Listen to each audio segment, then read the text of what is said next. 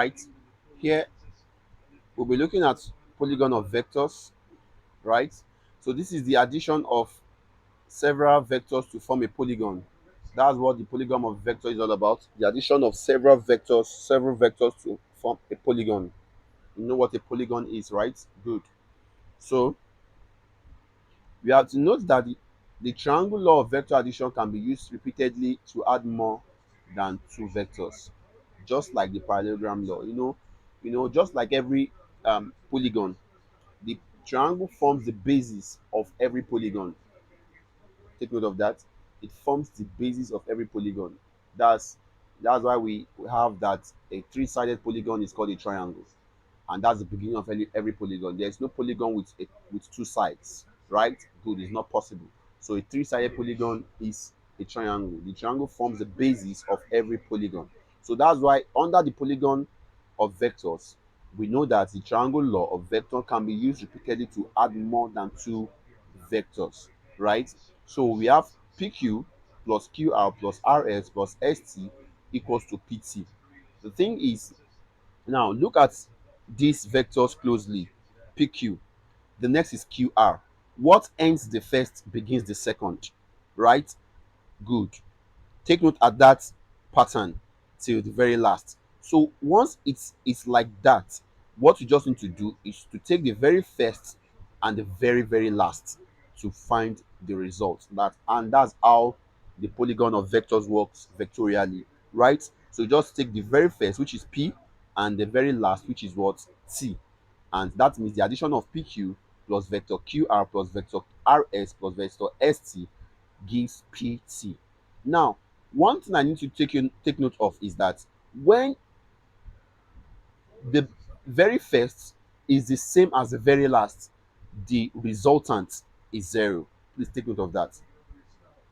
When meaning that when the very first begins any vector is the very last that ends the vector. Like in this case, BC plus CA plus AB. We are back to AB. That means the resultant of this vector is zero. This is a good example of a zero vector that I was talking about in previous section.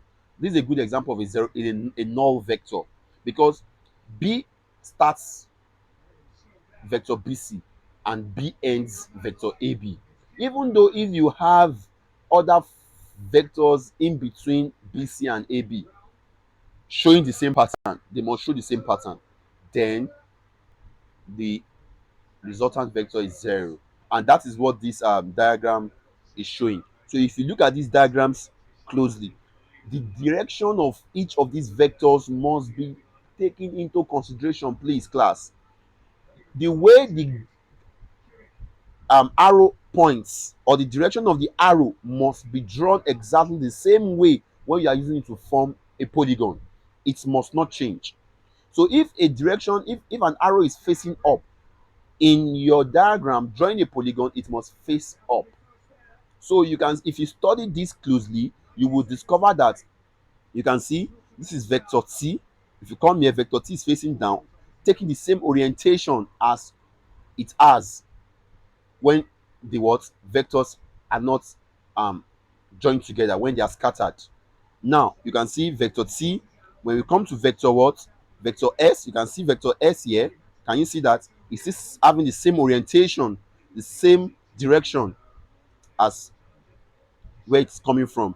Then also we can see vector Q facing upwards. So you can see here also facing upwards, vector Q.